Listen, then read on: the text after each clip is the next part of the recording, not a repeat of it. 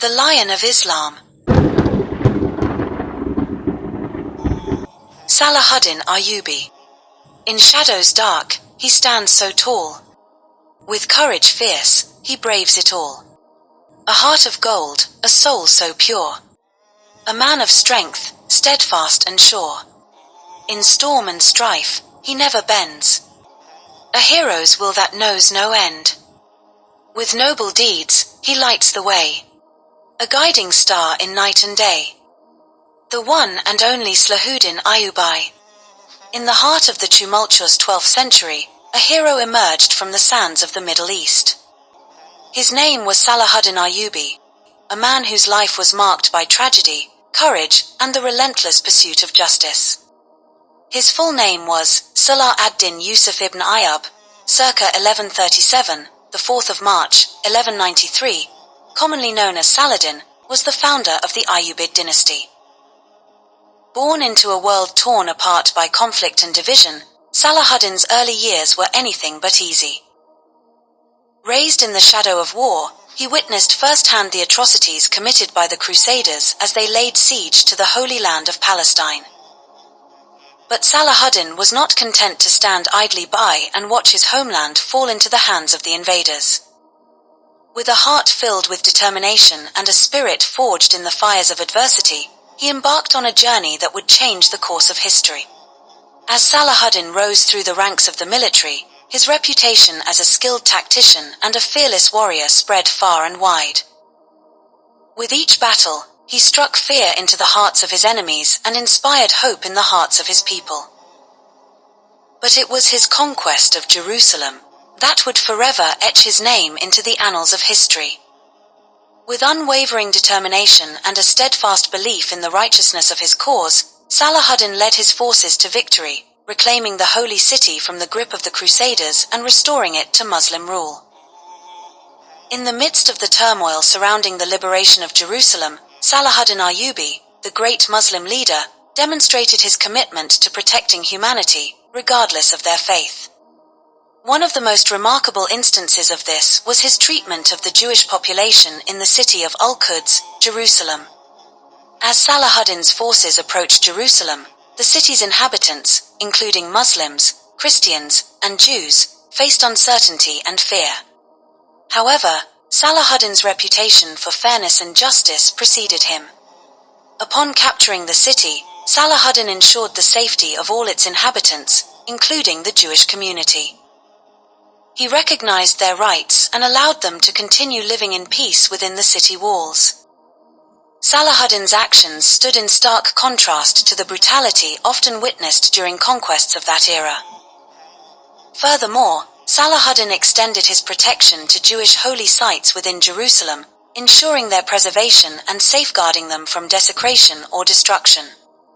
This act of respect for the religious heritage of others demonstrated Salahuddin's commitment to upholding the principles of tolerance and coexistence.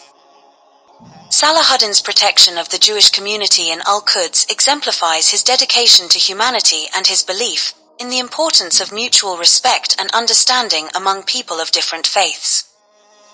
It serves as a powerful reminder of his enduring legacy as a champion of justice and compassion. During the time of Salahuddin Al Ayyubi, the Crusades were in full swing, and atrocities against Muslims and Jews were unfortunately common occurrences, particularly during the conquest and subsequent occupation of Jerusalem by the Crusaders. Several Christian leaders, including prominent figures like King Guy of Jerusalem and Reynold of Chatillon, were known for their brutality towards non-Christian inhabitants of the region.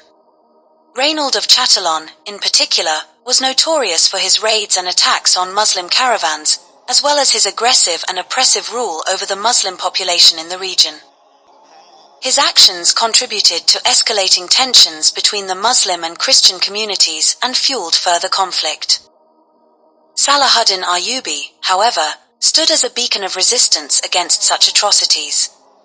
His military campaigns and strategic prowess enabled him to counter the Crusader forces and eventually reclaim Jerusalem from their control.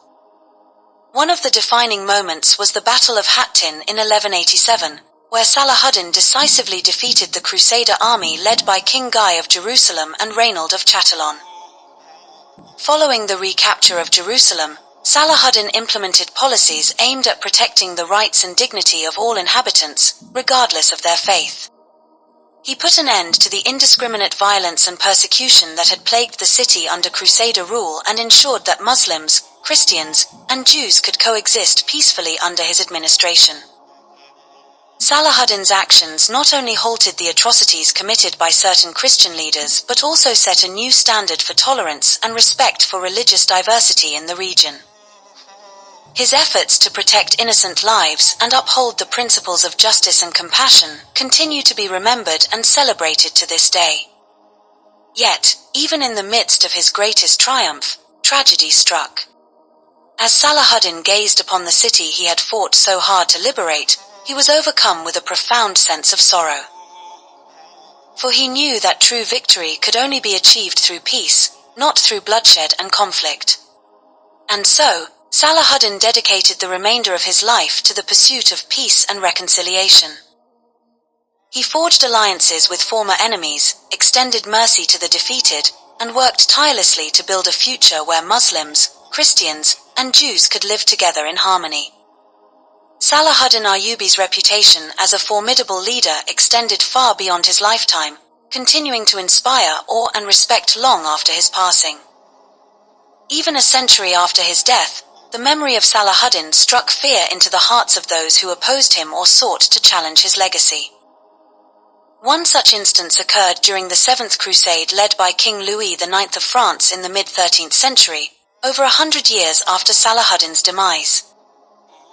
As the Crusaders set their sights on reclaiming Jerusalem and avenging past defeats, they encountered tales of Salahuddin's military prowess and strategic genius.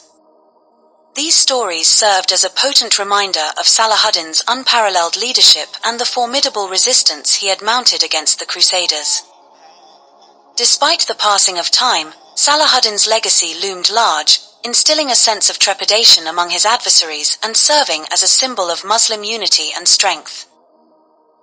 The fear of Salahuddin's legacy among the Crusaders underscored the enduring impact of his life and achievements on the course of history. His legacy continued to inspire admiration and respect among Muslims and instilled a sense of pride in their heritage, demonstrating the profound and lasting influence of his leadership on the Muslim world. In the end, Salahuddin's legacy was not just one of conquest and military prowess, but of compassion and humanity. Salahuddin Ayyubi is believed to have died of a fever in 1193, possibly brought on by exhaustion from years of military campaigns and leadership responsibilities. His death occurred in Damascus, and he was buried there according to his wishes for a modest funeral and burial. His life serves as a reminder that even in the darkest of times, there is always hope for a brighter tomorrow. And so, the story of Salahuddin Ayyubi, the Lion of Islam, lives on as a testament to the power of courage, perseverance, and the indomitable spirit of the human soul. Salahuddin Ayyubi's last wish was to be buried in a simple shroud, without any grand tomb or expensive funeral, to emphasize humility and the fleeting nature of worldly possessions. If you like the video, then press the bell icon and become our subscriber. Don't forget to like and share. Thanks for watching.